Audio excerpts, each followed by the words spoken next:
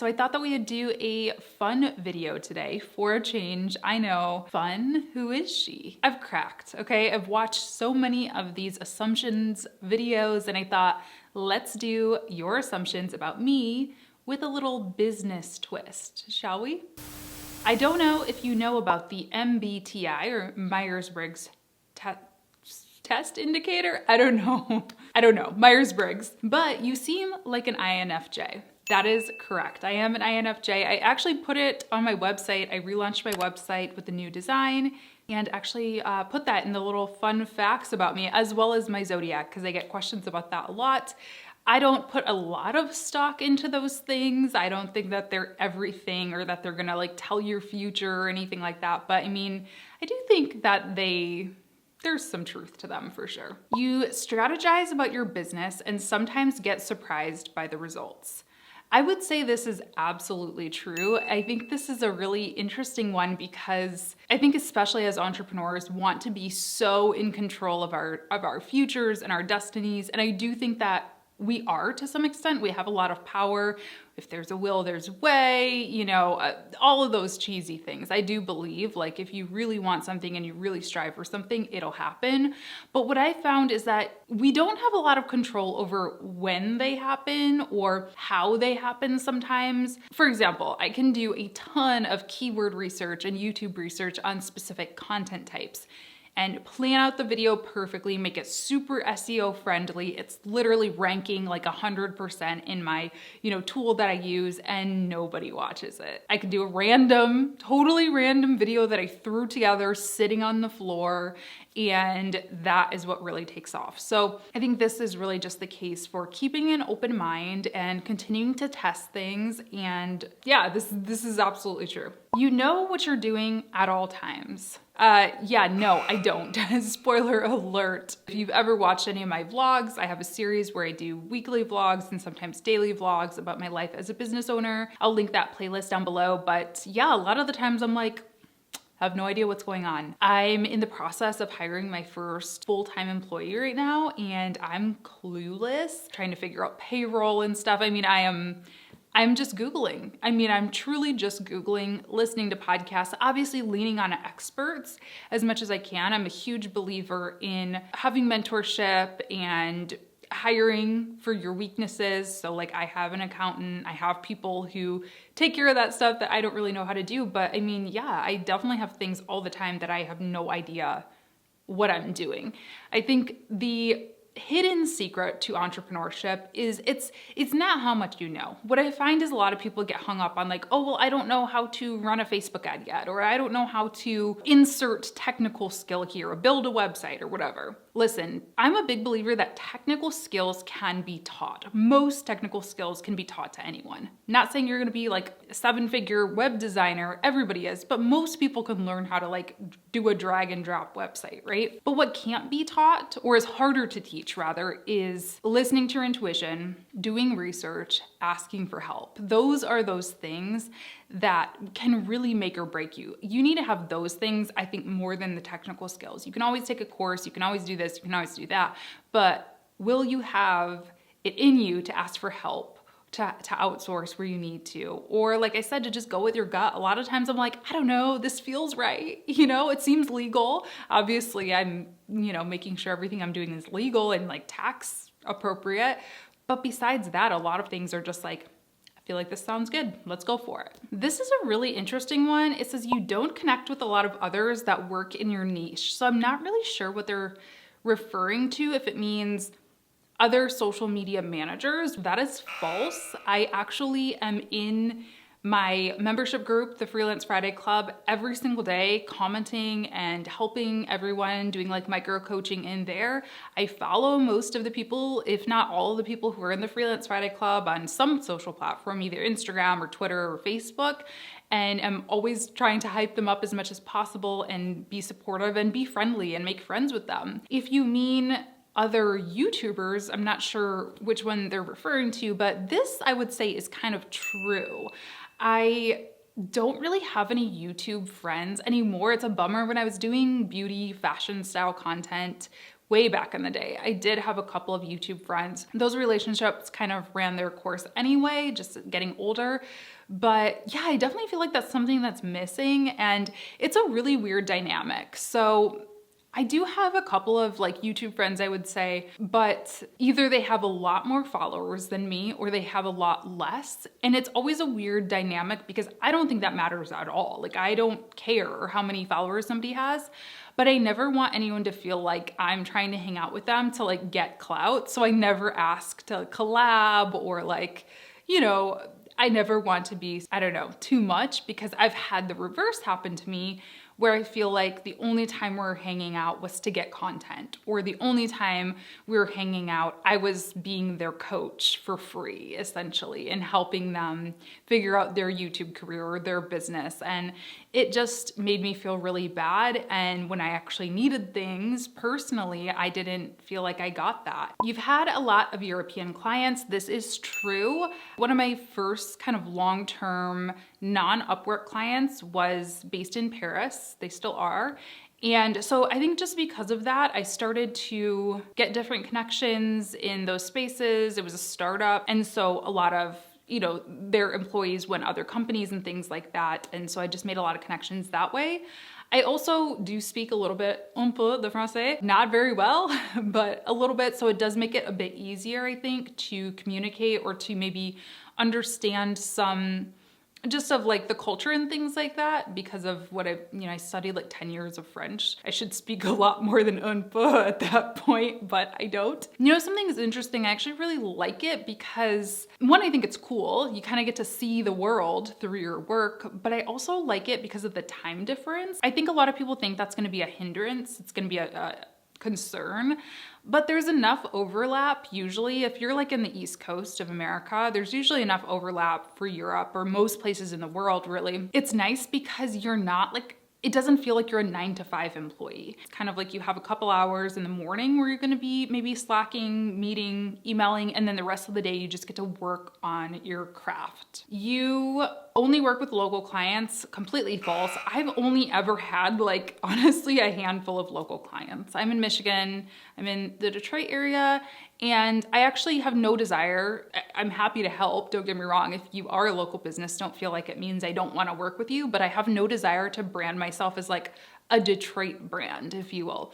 A lot of reasons for that. One is that I'm not from here. I'm from the other side of the state. I've been here for 6 years, so I mean, it's a while, but I still don't want to like claim that I'm this like Detroit brand, if you will. I don't know, it feels weird. And also I just like having the ability to work with people all over the world because I live in the Midwest and budgets aren't the same in the Midwest as they are on the East Coast or the West Coast, or even in like very big metropolitan cities in Europe, like Paris and London and things like that.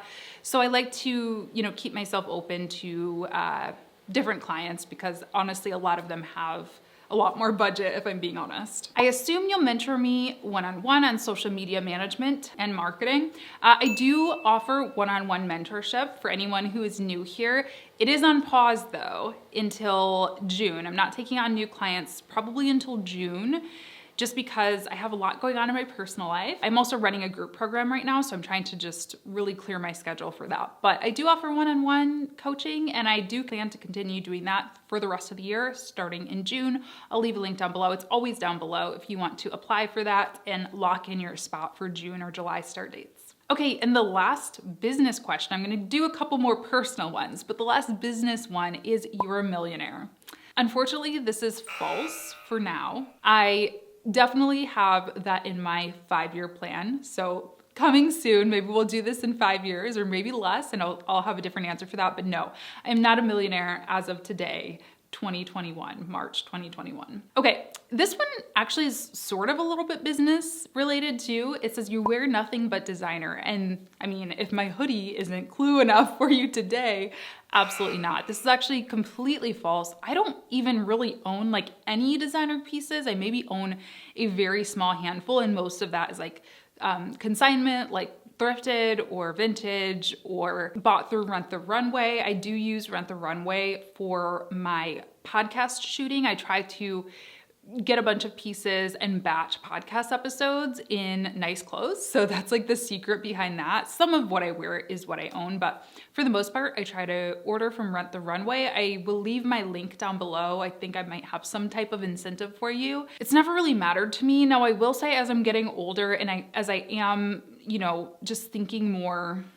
strategically, I guess, about how I'm spending my money, I definitely feel guilty about a lot of the fast fashion that I own. So I have been trying to make smarter choices and shopping a little bit more ethically, which usually does end up being more expensive and maybe more designer, I guess. I think it's important though. The reason I said it's kind of related to business is because as much as it kind of sucks to admit, I wouldn't wear this, you know, to a business meeting. And I think that your outward appearance, and I don't mean like how pretty you are, I mean how put together you are, can make a big impact on how people perceive you as a business person. And I had this realization, I think it was before, you know, 2020, as I was out working at a coffee shop. And I used to go to the coffee shop to work all the time on my laptop, which had my business name on it. And like, I'd have business meetings there. And I remember the guy, he asked me if I had a college discount one time. And it just kind of like offended me. Not that there's anything wrong with being in college, but I was like, I am a serious businesswoman. And I was like, sis, you're wearing leggings and hoodies every day. And there's nothing wrong with that. Do not get me wrong. I'm not, you know. But if you are trying to put your best foot forward, if you are actively looking for clients, throw on a jacket. You could, you know, I do that all the time. I just wear jeans and a blazer, and like you look so much more put together than just jeans and a t-shirt. I love to shop, again, fast fashion, but like a lot of my blazers, I get questions about where I get them. I get a lot of them from Dynamites. I miss the border being open, so I could just hop across the river and go shop in person, but I can order online now. Love that store. And yeah, like I said, H&M and places like that. I thought you were Middle Eastern at first. So beautiful regardless. Thank you so much. That's so nice. And no, I get that all the time. I get Indian, Sri Lankan, like South Asian, and sometimes Middle Eastern. Middle Eastern less, but actually I do get it a kind of a lot because in the Detroit area, there's a very large Middle Eastern population here. So I think I have gotten it a lot more since I moved to this side of the state. But no, I'm not. I did my ancestry test. There's nothing, no surprises except for black and white. That's exactly what I am. I'm French Canadian and African American. And I feel like it's weird. Like I get that a lot and I don't really get it because I feel like I look exactly like I am. If I showed you a picture of my mom and my dad, I feel like I look like both of them. I mean, I definitely look like my dad's child. So I don't know, it always blows my mind. I feel like I look exactly like what I am. And the last assumption, you have the final say in the important decisions in your relationship. I would say that this one is definitely false as well. I know this is like the cookie cutter like way to get out of this question, but I really feel like we make decisions pretty 50-50. Like we're not even 50-50, we collaboratively make decisions. And also what I'll say is we're very similar. I mean, again, not to be like astrology is everything, but I mean, we're both Tauruses, and I just feel like we value a lot of the same things. If we're gonna invest in something, it's not gonna be a Gucci bag, it's gonna be a home, or it's not gonna be going out to party, it's gonna be going out to a nice meal. You know, we just have a lot of the same values, I think, even though we're different in the sense that he's very extroverted, I'm very introverted. We do have a lot of the same values, so that kind of makes it easy. What I will say though is I'm definitely more of a planner than he is, and so I usually am the one who is not making the final decisions, but I'm usually the one to bring up those big decisions first. So like wedding, for example, I wasn't like dying to get married or anything, but I was the one like a few years into our relationship being like, so when do you want to get married? I wasn't even saying to me, I was just saying like in your life plan, like in an ideal world, when did you see yourself getting married? Maybe to me, maybe to somebody else. And he is so not like that. He's more of like, let's let things happen organically. And I'm like, no, I need to like make a plan though. Same thing for now. We're in the very early stages of thinking about buying a home, which is like the market is nuts right now. So that's probably not gonna happen anytime soon, or it might happen tomorrow because that's how the market goes. We'll see. but we're kind of starting to think about that as a possibility. And I was the one who just like started watching a bunch of YouTube videos and learning about the process and talking to like a realtor and things like that. Whereas I think he would have probably been fine just sort of waiting it out a couple more years. So there's the tea on that.